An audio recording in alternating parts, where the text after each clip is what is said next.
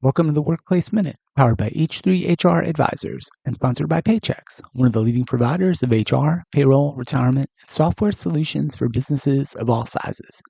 My name is Steve Boese. The changing face of business travel. Fewer sales calls, more internal connecting. The days of in-person client meetings and sales calls may be waning, but employees are still setting out on corporate trips for new and different reasons. During pandemic-era lockdowns, companies were forced to find virtual alternatives to formerly essential business trips. As video calls became commonplace, the technology usually provided a reasonable substitute for face-to-face client meetings. And after pandemic restrictions were eased or eliminated, many leaders realized that much of their pre-pandemic business travel was no longer necessary or financially sensible.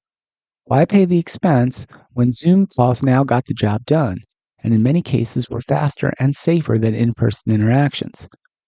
The business travel industry took a big hit as a result.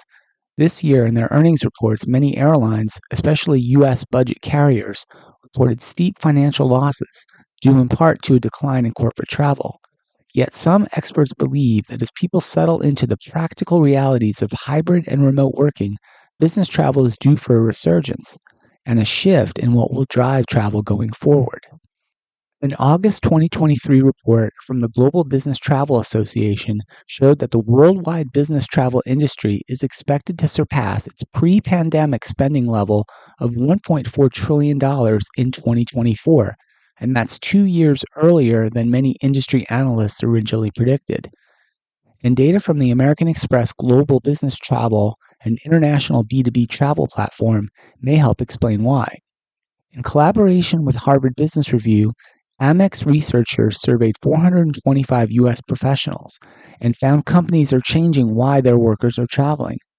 Instead of the pre-pandemic focus on sales-driven travel, business trips are now centered on what the report defines as non-customer travel. In other words, companies are holding more internal gatherings. And for businesses operating in a hybrid pattern or fully remote arrangement, this travel for face-to-face interaction has become more important. During the pandemic, many people relocated, which has shifted the demographics of organizations, notes the research report.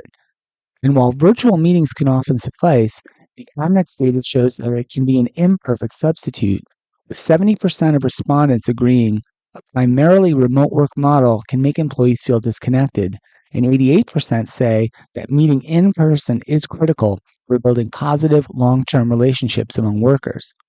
The Amex report highlights other important benefits of business travel as well. 6 in 10 respondents said they believe business travel is a key component of their professional development, and half agree their leaders believe the same. According to the report, employees are noticing that employers are not just looking at the dollar amounts of the trip, but instead are seeing the value in investing in them. So, while jumping on a plane to visit that customer or prospect in a different city may not be happening as frequently as prior to the pandemic, the need and desire for organizations to bring together their remote staff is seemingly on the rise. And the fact that according to the Global Business Travel Association, total spending on business travel is expected in 2024 to surpass pre-pandemic levels indicates that the value of seeing business colleagues face-to-face is valued just as much as, if not more than it was back in the old days. As I plan my travel schedule for 2024, I expect I will be traveling as much as ever. I'd be interested in learning your plans as well. That's it for the Workplace Minute, powered by H3HR Advisors.